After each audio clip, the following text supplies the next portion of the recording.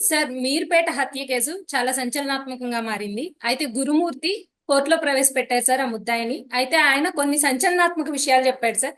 అసలు గురుమూర్తి చెప్పిన విషయాలు ఏంటి? జడ్జి గారు ఏమన్నారు సార్? యా ఆ, మీర్పేట హత్య కేసు ఎంత సంచలనమైందో చూసాము. దాని తర్వాత గురుమూర్తి ఇప్పటి వరకు గురుమూర్తి మీడియాతో మాట్లాడడం కానీ ఎక్కడ బయట ఆయన ఆ, మాట్లాడడం కానీ ఏమీ చూడలేదు. పోలీసులు చెప్పిన స్టోరీనే మనం చెప్పుకున్నాం తప్ప అసలు గురుమూర్తి ఎందుకు చంపాడు అనే దగ్గర ఇప్పటి వరకు ఎవరికి తెలియదు. అవును మోటివ్ అనేది గురుమూర్తి మోటివ్ ఏంటి? సార్. ఎప్పుడైనా కూడా ఒక హత్య అంటే మోటివ్ ఇంపార్టెంట్. మోటివ్ ఎస్టాబ్లిష్ చేయకపోతే హత్య అని ప్రూవ్ చేయడం చాలా కష్టం. ఎక్కడైనా ఇన్వెస్టిగేషన్ లో మోటివ్ ఆఫ్ ద మర్డర్ అనేది, అది మోటివ్ ఏంటంటే చాలా సార్లు రివెంజ్ ఉంటుంది, లేకపోతే భార్యాభర్తల మధ్య అయితే అనుమానాలు కానీ, లేకపోతే ఎక్స్ట్రా మ్యారిటల్ అఫైర్స్ ఉంటాయి, ఆ, లేకపోతే మర్డర్ ఫర్ ద గెయిన్ అంటారు. గెయిన్ అంటే డబ్బుల కోసం, లేకపోతే ఆస్తుల కోసం. ఫలానా వ్యక్తిని చంపితే ఆస్తి వస్తుందనో డబ్బు వస్తుందనో చంపుతారు. జనరల్ గా మోటివ్స్ ఇలాగ ఉంటాయన్నమాట. సో గురుమూర్తి విషయంలో మోటివ్ ఏంటి అనే దగ్గర ఇప్పటి వరకు పోలీసులు ఎస్టాబ్లిష్ చేయలేదు. ఎందుకంటే ఫస్ట్ ఏమో ఆ భార్య మీద అనుమానం ఉంది, అందుకే చంపాడు అనేది ఫస్ట్ చెప్పారు. తర్వాత ఏమో గురుమూర్తికే ఒక అమ్మాయితో అఫైర్ ఉంది, దానికి అడ్డుగా ఉందని భార్యని చంపాడనేది రెండో అవును సార్. కారణం చెప్పారు. ఇప్పుడేమో అంటున్నారు, అసలు మోటివ్ ఏందో మాకు ఇప్పటివరకు తెలియదని మొన్న పోలీసులు సిపి కూడా సుధీర్ బాబు చెప్పారు. రెండోది, మేము అన్ని విషయాలు ఇక్కడ మీకు చెప్పము, కోర్టులో చెప్తా ఉన్నాడు. మరి కోర్టులో ఎప్పుడు చెప్తారు అనేది తెలియదు. రిమాండ్ రిపోర్ట్ ఇప్పుడు బయటకు వచ్చింది. రిమాండ్ రిపోర్ట్ లో కూడా మీడియాతో ఏం చెప్పారో అదే ఉంది తప్ప ఆ, కోర్టులో ఇతని ఎందుకు చంపాడు, ఏంటి, ఎలా చంపాడు అనే దగ్గర అతను వాంగ్మూలాన్ని బేస్ చేసుకుని చెప్పారు. అవును ఎలా సార్. చంపాడు అనేది మనం చూసాం.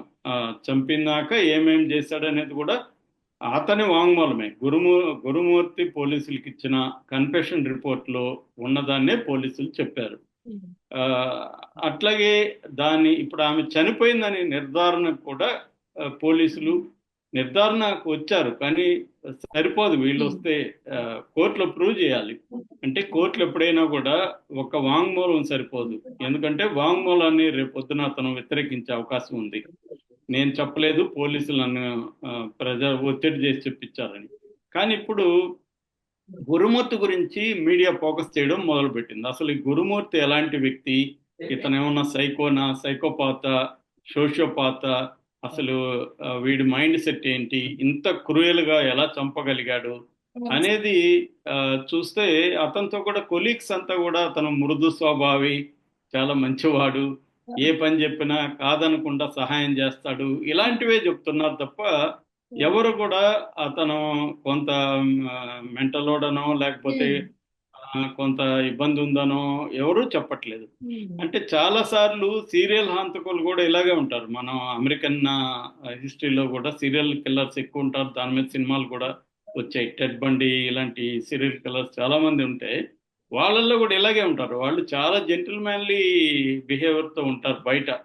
అంటే చాలా మంది లోపల మైండ్ లో ఏం జరుగుతుంది అనేది బయట వాళ్ళకి తెలియదు. నవ్వుతూ ఉన్నంత మాత్రం అందరూ హ్యాపీగా ఉన్నట్టు కాదు. అవును వాళ్ళ సార్. లోపల బోలెడు దుఃఖం ఉండొచ్చు, బాధలు ఉండొచ్చు, పైకి నవ్వుతూ ఉంటారు. అలాగే మంచి వాళ్ళుగా కనబడే వాళ్ళందరూ మంచి వాళ్ళే కానక్కర్లేదు. అలాగా ఇప్పుడు గురుమూర్తి మీద ఫోకస్ అయింది. ఇప్పుడు ఏమైందంటే కోర్టులో గురుమూర్తి ఒక సంచలనమైన ప్రకటన చేశాడు. అదేంటంటే జడ్జి గారు మామూలుగా కోర్టులో వెళ్ళినప్పుడు అడుగుతారు, నిన్న పోలీసులు ఏమన్నా కొట్టారా అని అడుగుతారు. కొట్టలేదని చెప్పాడు. మామూలుగా అయితే మనకు తెలుసు, ఇలాంటి కేసుల్లో కొట్టకుండా ఉండరు పోలీసులు. ఎందుకంటే వాళ్ళకి వేరే సోర్సులో ఏమీ లేదు. ఇతను ఎలా హత్య చేయాలో అతనే చెప్పాలి. అతను చెప్పలేదు బిగినింగ్ లో. తర్వాత అతన్ని కొట్టారని బయట అంటున్నారు. కాకపోతే ఏంటంటే పోలీసులు కోర్టుకు పెట్టే ముందు కూడా వాళ్ళని బెదిరిస్తారు. నువ్వు కానీ జడ్జి గారికి చెప్పావంటే నీకు జైల్లో మళ్ళీ ఉంటది పండగ అని. ఎందుకంటే జైల్లోనే ఉండాలి కదా, జైల్లో ఎవరు రక్షిస్తారు ఇతన్ని? అవును సార్. కాబట్టి చాలా మంది, నేను పర్సనల్ గా కూడా చూసినాను, పోలీస్ స్టేషన్ లో కొట్టినా కూడా జడ్జి ముందు చెప్పరు, కొట్టలేదనే చెప్తారు. అందుకనే పోలీస్ దెబ్బలు అంటారు. బయటికి కనబడవు అవి. కనబడకుండా పోలీసులు కొట్టగలరు అనమాట. దాన్నే పోలీస్ దెబ్బలు అని చెప్తుంటారు. బయటికి మనకేమీ కనబడదు. ఇవన్నీ మేము పౌర హక్కుల సంఘంలో 5 ఏళ్ళు పనిచేస్తాను నేను. కొన్ని వందల కేసుల్లో నేను ఇలాంటివి చూశాను. సో అది చెప్పలేదు. అంతవరకు ఓకే, అర్థం చేసుకోవచ్చు. గురుమూర్తి నన్ను పోలీసులు కొట్టలేదు, నన్ను మెడికల్ చెకప్లు అన్ని చేయించారు ఆ, అనేసి చెప్పాడు. అంతవరకు ఓకే. కానీ ఇంకొక షాకింగ్ ఏంటంటే, మీరు లాయర్ని పెట్టుకుంటారా అని జడ్జి గారు అడిగారు.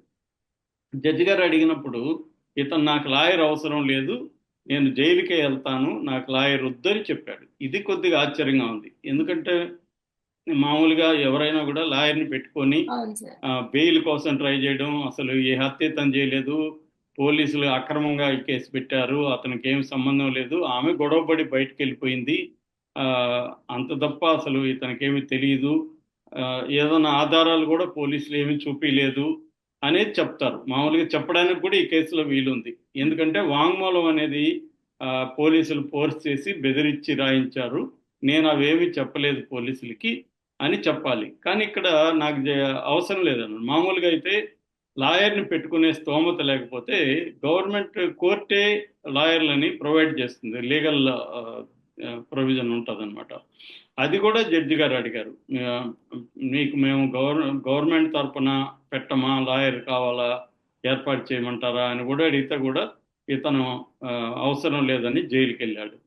సో జైల్లో కూడా మనకి అందుతున్న సమాచారం మామూలుగా ఏంటంటే, ఇలాంటి ఖైదీల్ని అక్కడున్న ఆ, ఖైదీలు కొడతారు. ఎందుకంటే వాళ్ళకి ఏ ఖైదీ వస్తున్నాడో ఆ ఖైదీ గురించి ఆల్రెడీ తెలిసిపోతుంటాయి. కొంతమంది సీనియర్ ఖైదీలు ఉంటారు, వాళ్ళు జైల్లో అన్ని పనులు చేస్తుంటారు, వాళ్ళకి వార్డర్లతో అందరితో పరిచయాలు ఉంటాయి, పేపర్లు కూడా వాళ్ళు చదువుతారు అనమాట, న్యూస్ కూడా. ఆ, సో వాళ్ళకి ఆల్రెడీ తెలిసిపోయింది. అలాంటి వాళ్ళు ఏం చేస్తారంటే, ఈ ఖైదీ రాగానే వీడిని కొంత 4 పీకుదాం సార్ మనం అని చెప్పి ఏదో ఒక కారణంతో, జైల్లో కొట్టడానికి పెద్ద కారణం అవసరం లేదు, ఏరా చూస్తున్నావు, మురిసి చూస్తున్నావు ఏంట్రా అని కొడతారనమాట. లేదా కాలు తగిలింది అని కొడతారు, ఏదో ఒక కారణం, కొట్టడానికి ఏముంటది. అలాగా ఇతన్ని కొడదాం అనుకున్నారు, కానీ వాటర్లు వాళ్ళు అడ్డుపడి రేపు పొద్దున ఏదైనా ప్రాబ్లం అయితే ఇదని చెప్పి కొట్టొద్దని అడ్డుకున్నారు అని చెప్తున్నారు. ఎందుకంటే ఇంత అమానుషంగా అక్కడ కూడా హంతకులు ఉంటారు, కానీ ఇటువంటి కేసులు రేరెస్ట్ కేసులు అన్నమాట. అందుకని ఖైదీలు కూడా ఎలా ఉంటదంటే, ఖైదీల్లో కూడా మొరాలిటీ ఉంటది, ఖైదీల్లో కూడా న్యాయమన్యాయాలకు సంబంధించిన వాళ్ళ అభిప్రాయాలు ఉంటాయి.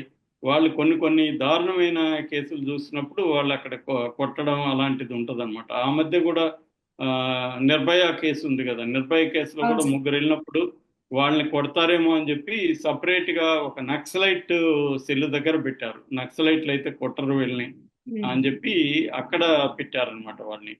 1 డే 1.5 డే అక్కడ ఉంచారు. అలాగా ఈ అబ్బాయిని కూడా సపరేట్ గా ఇతన్ని గురుమూర్తిని కూడా సపరేట్ గా జైల్లో ఉంచారని చెప్తున్నారు. అయితే ఇతనిలో ఏ మాత్రం రిమోర్స్ అంటే పశ్చాత్తాపంగానే ఏమీ లేదు, వెరీ కూల్ గా ఉన్నాడు. ఎవరు అడిగినా కూడా ఎలా చంపారు సార్ అంటే కూల్ గా చెప్తున్నాడు. ఇలా కట్ చేశారంటే ఏముంది సార్, ఆమె పొట్టిగా ఉంటది, పెద్ద కష్టమేం కాలేదు నాకు, ఆ, నేను మార్నింగ్ 10 నుంచి ఈవినింగ్ 8 లోపల అంతా ఫినిష్ చేసేసాను అది చెప్తున్నాడు. ఎక్కడైతే ఈమెను ముక్కలు ముక్కలుగా నరికాడో అక్కడే పిల్లల్ని తీసుకెళ్లి అతను ఉంచడం ఇంకా ఘోరం అని అవును చెప్తున్నారు. సార్. ఆ అవును. తల్లిని, అంటే 13 ఏళ్ళు కాపురం చేసిన వ్యక్తిని అంత దారుణంగా ముక్కలు ముక్కలుగా కట్ చేయడం,